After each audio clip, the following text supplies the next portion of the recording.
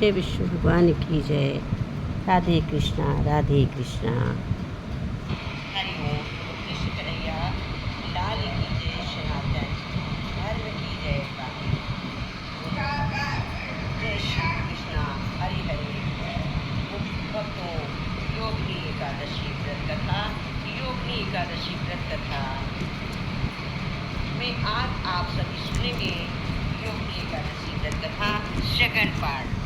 अभी second part में आज मैंने फर्स्ट पार्ट डाला था, मैं इसमें सेकंड पार्ट डालूंगी। सेकंड पार्ट में है एकादशी कथा, योगी एकादशी व्रत की कथा। बहुत विशेष है सेकंड पार्ट में, बहुत ही विशेष है। वो है कि योगी एकादशी व्रत की कथा। तो सबसे पहले लोग बोलिए श्री कृष्ण भगवान की जय। जय कृष्ण कन्हैया राधे राधे। आप सभी को एकादशी की ढेर ढेरों शुभ